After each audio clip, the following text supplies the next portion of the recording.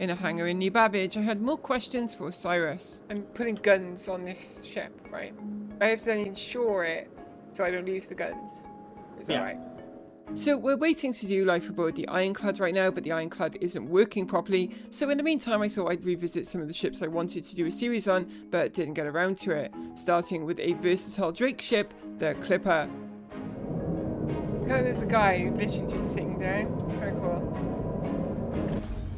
I don't normally upgrade ships in the game, but living on a tiny solo ship like the Clipper would mean extra threats out there. So Cyrus had recommended swapping out the guns for shredders. There's a lot of people in here, wow. Of course, being very low on credits after the wipe, I would feel the cost here. Shredder, okay. They add up, like the you know, I'm gonna get them, but 150,000 for 4 of them. Okay, but we are buying them, damn it. We're committing to this. It's my friend, he sits down. I'm gonna sit down opposite him.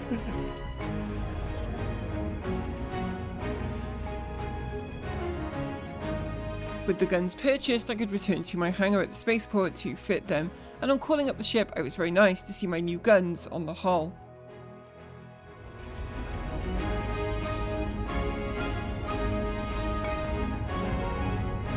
The guns were fit, but in a new change to the game, you now have to insure loadouts if you don't want to get a stock ship back when you make an insurance claim, so I had to set that up next. Insure loadout, right? That's why I click that, and it says... Yep, okay. It'll cost me 9,000, that's actually fine, 9,900 credits to insure. You pay the fee when making a claim, not up front.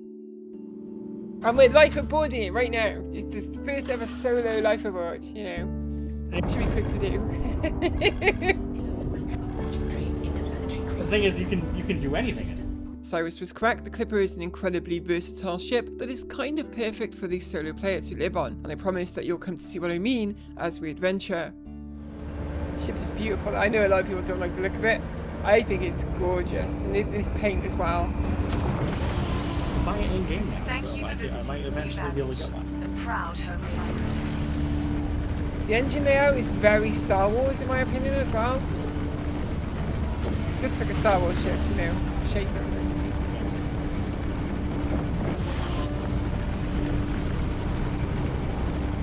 Climbing to orbit, I'd ask Cyrus about my new guns, the shredders. Shredders, what kind of ammo are we talking about with these things? About 2,500-ish. That seems decent. That seems decent. That seems enough. Like, I really wanted to give the new guns a go, but I also wanted to recoup the 150,000 credits they had cost me. These goals would be on my mind as I began looking for missions. Okay, let's see what we can do.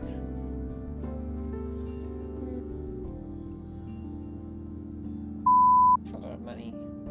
I would double my money, basically.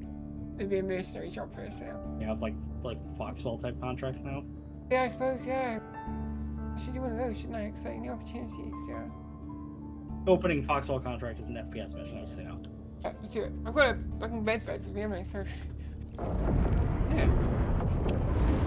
Foxwell offers some really fun ship-based missions, but to unlock them I'd first have to do a ground-based security mission. The Clipper is well equipped for this though, as it has its own medical bed capable of respawning on board. The game can't decide between the two markers, like it just keeps flipping between them both.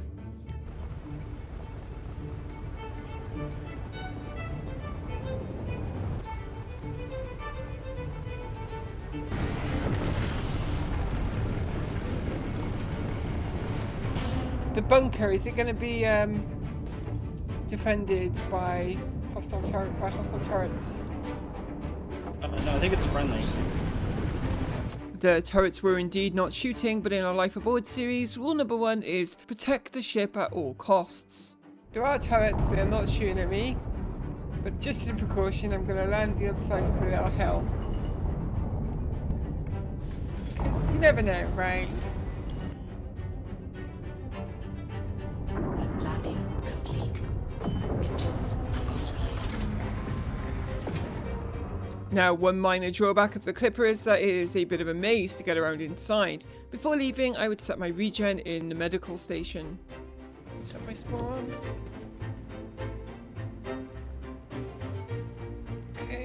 It was time to head in and face down the enemy, but having not really prepared beforehand, I was pretty low on ammo going in. I have one magazine in each of my two guns. Okay.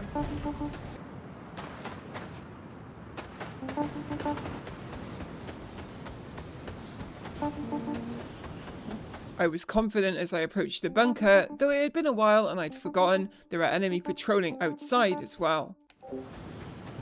Oh, yeah, shit. Oh, God. Uh-oh, forgot there were enemy outside in these things as well. Like, maybe jump. They probably wondered what the f I was doing, just running right through the middle of them. Dodge all you want. This Hey, you know, that's the easiest way to sneak into places. Just act like you're supposed to be there. Right. Oh, I see another one there.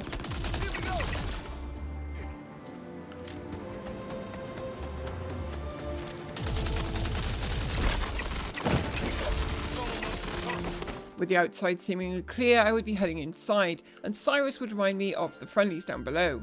Yeah, there's friendly NPCs inside, so they're probably fighting. Okay.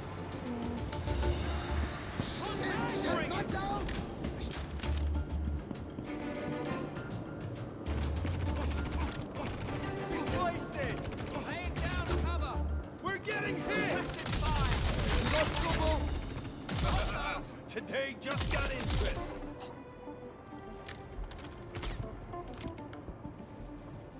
6% left. Hide all you want. It won't save you. I can't confirm it just yet. I need to go look outside again and see if there's anything out there, but like, there's no one down here still, let's put it that way. Let's go up and have a look. Oh yeah, there's a dude out there. There's one dude out here still just kind of like patrolling around. I needed to locally source some ammo and weapons. Okay, what we're gonna do, there's some stuff on the ground here that I want. We'll drop this gun a sec. Okay, grab this. I didn't want to lose my parallax rifle, so I'd be tractoring it back to the ship with me.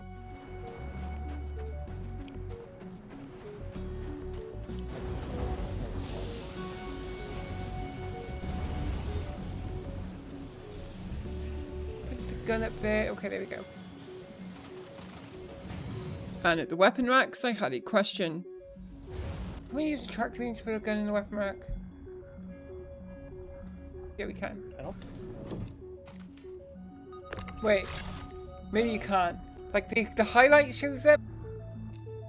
See, okay, it doesn't work. It looks like it's gonna work, but it doesn't.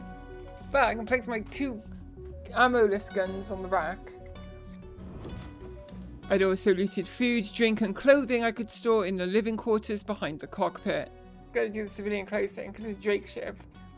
The rest of the upper deck includes a typical Drake toilet and the engineering station, and already there were some technical hiccups with the ship that I would need to take a look at later on. Why is my life support going crazy? Okay, knickknacks are all stored away, we're ready to go. More importantly though, I should now have access to more of Foxwell's missions. Maybe I'd finally get to try out these shredders in combat. So now I should be in the good graces of Foxwell, right? Oh, yeah. It should be on my side now, like, and I'm only 87,000 away from paying off these weapons as well. Next though, I'd be enticed by a bounty, which I was certain would be a ship fight. Medium risk assessment. Okay, yeah, let's go for this.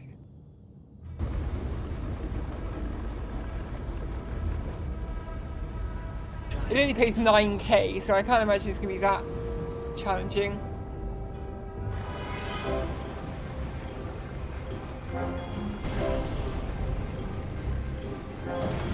But closing on a ground installation on Clio, I started to realise it was another ground-based mission.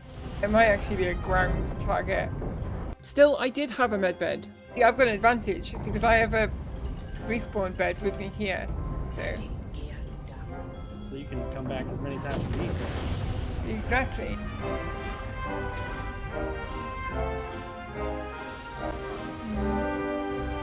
Let's go.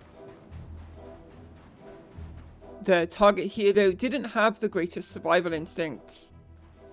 Oh, I see the dude now.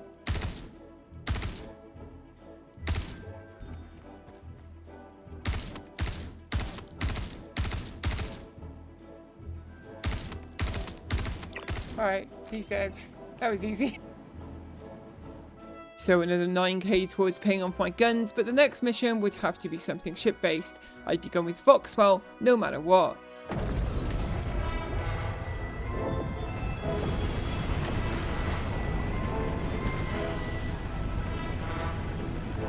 We didn't get to shred, damn it! We didn't get to shred! You get to shred the shredders?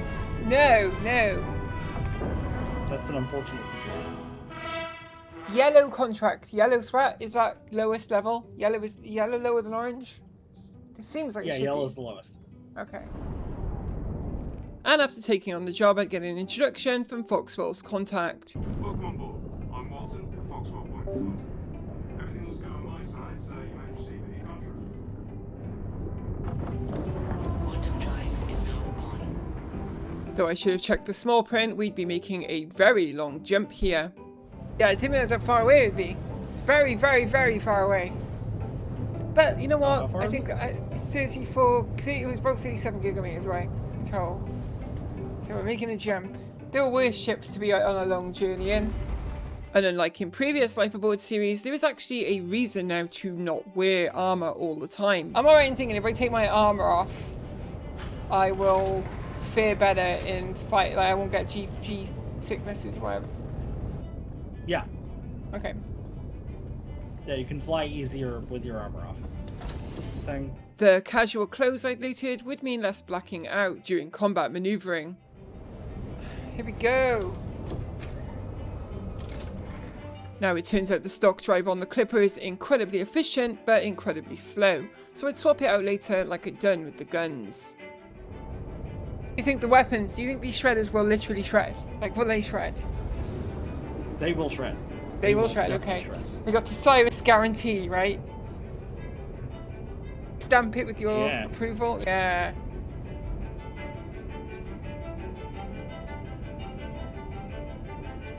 Quantum drive is now on. I'd pick up targets almost immediately. Online. Contacts, where? Oh, yep. Mustang. And a Prospector. Interesting. Illegal mining, maybe? Oh, yeah. I'd open up with some missiles, but what I really wanted to try were the guns. Okay.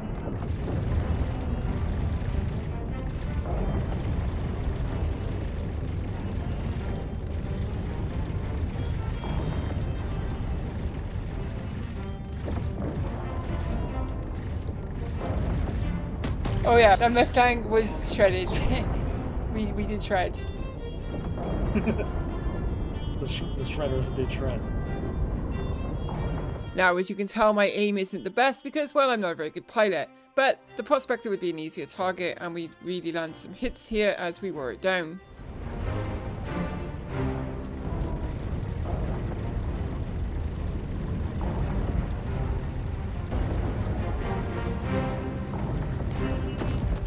Yeah! But I was still yet to discover what our actual objective here was. Destroy fuel tanks, it says. That's what the mission says, so maybe I do have to destroy them actually. Okay.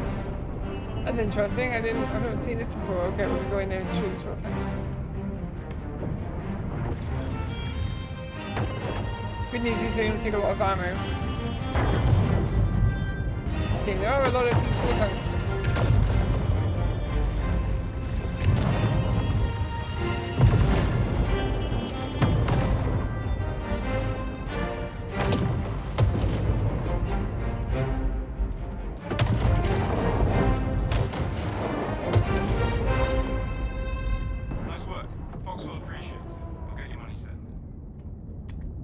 All in all, I had to take out 40 fuel tanks and I burned through a ton of ammo doing it, but we were closer and closer now to repaying off the guns. As is pretty typical for me, thirst was now calling.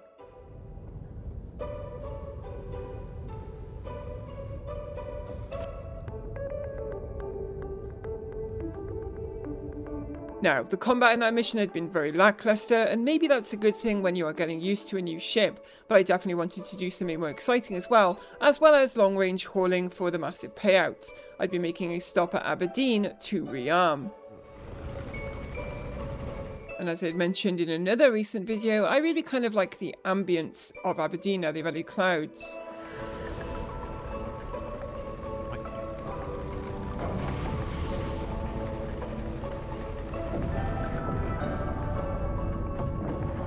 Good luck, Steve. I'm not getting out. I just I need to I need ammo because my shredders did shred, but they shredded too much. Landing gear down.